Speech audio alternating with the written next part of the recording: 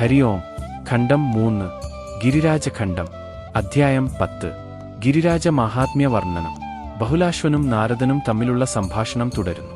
ശ്രീ നാരദൻ പറഞ്ഞു: ഗോദാവരി നദീതീരത്ത് വിജയൻ എന്നു പേരുള്ള ഒരു ബ്രാഹ്മണൻ താമസിച്ചിരുന്നു. ഒരിക്കൽ കരം അടയ്ക്കുന്നതിനായി അദ്ദേഹം മധുരയിലേക്ക് പോയി. അവിടെ നിന്ന് മടങ്ങിവരുന്ന വഴിയിൽ അദ്ദേഹം ഗോവർദ്ധനത്തിന്റെ അടിവാരത്ത് എത്തിച്ചേർന്നു. അവിടെ നിന്ന് അദ്ദേഹം ഒരു പാറകഷ്ണം എടുത്ത് വ്രജമണ്ഡലത്തിനു പുറത്തേക്ക് പുറപ്പെട്ടു. എന്നാൽ അപ്പോഴുതന്നെ ആ ബ്രാഹ്മണൻ ഭയാനകനായ ഒരു ഘോര രാക്ഷസന്റെ മുന്നിൽ അകപ്പെട്ടു. രാക്ഷസനെ കണ്ടപ്പോൾ അദ്ദേഹം വല്ലാതെ ഭയപ്പെട്ടു. എന്നാൽ ഓടിപ്പോകാനുള്ള ശക്തി ഇല്ലാത്തതിനാൽ ആ ബ്രാഹ്മണൻ ഭയത്തോടെ അവിടെ തന്നെ നിന്നു. അന്നേരം ആ രാക്ഷസൻ അത്യന്തം വിശന്നിരിക്കുകയായിരുന്നു. അതിനാൽ ബ്രാഹ്മണനെ ഭക്ഷിക്കുവാനായി അവൻ അദ്ദേഹത്തിന്റെ അടുത്തേക്ക് നീങ്ങി.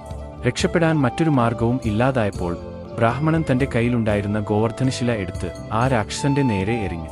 ആ ശില സ്പർശിച്ചതോടെ രാക്ഷസൻ തന്റെ ഭയാനകമായ ശരീരം ഉപേക്ഷിച്ചു.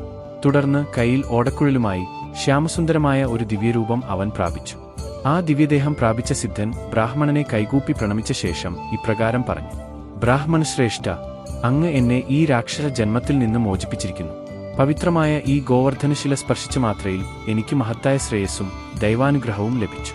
മഹാത്മാവേ, എന്നെ രക്ഷിച്ച അങ്ങയുടെ പാദങ്ങളിൽ എന്റെ ശതകോടി പ്രണാമങ്ങൾ സമർപ്പിക്കുന്നു.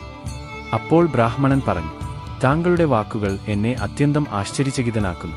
ഈ ശിലയുടെ സ്പർശനം കൊണ്ട് ലഭിക്കുന്ന ഫലം എന്താണെന്ന് എനിക്ക് അറിയില്ല. അതുകൊണ്ട് ദയവായി അതിന്റെ മഹിമ എനിക്ക് വിവരിച്ചു തന്നാലും. അതിനുശേഷം ദിവ്യദേഹം പ്രാപിച്ച ആ സിദ്ധൻ ഗോവർദ്ധനത്തിന്റെ പവിത്രമായ മാഹാത്മ്യം ആ ബ്രാഹ്മണനോട് വിവരിച്ചു. ഗോവർദ്ധനഗിരി സാക്ഷാൽ ശ്രീഹരിയുടെ ദിവ്യസ്വരൂപമാണ്. അതിന്റെ ദർശനം കൊണ്ടുമാത്രം ഒരുവൻ കൃതാർത്ഥനായി മാറുന്നു.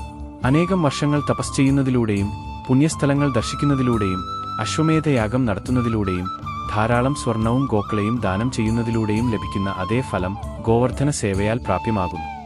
ആരാണോ അചഞ്ചലമായ ഭക്തിയോടെ മനസ്സ് ശ്രീകൃഷ്ണ ഭഗവാനിൽ ഏകാഗ്രമാക്കി പവിത്രവും നിർമ്മലവുമായ ഗോവിന്ദകുണ്ഡത്തിൽ സ്നാനം ചെയ്യുന്നത്, അവർ ഭഗവാന്റെ കൃപയാൽ നിശ്ചയമായും മോക്ഷപദം പ്രാപിക്കുന്നു. പുണ്യമയമായ ഗോവർദ്ധന ശിലയുടെ സ്പർശനം കൊണ്ടുമാത്രം തനിക്ക് സാരൂപ്യ മോക്ഷം ലഭിച്ചുവെന്നും അതുതന്നെയാണ് അതിന്റെ ദിവ്യ മാഹാത്മ്യത്തിന് സാക്ഷ്യമെന്നും ആ സിദ്ധൻ സ്വന്തം അനുഭവം ഉദാഹരണമായി എടുത്ത് ബ്രാഹ്മണനോട് വിനയപൂർവ്വം വിശദീകരിച്ചു. ഇവിടെ 3-ാം ഖണ്ഡത്തിലെ 10-ാം അധ്യായം സമാപിക്കുന്നു. ഹരി ഓം.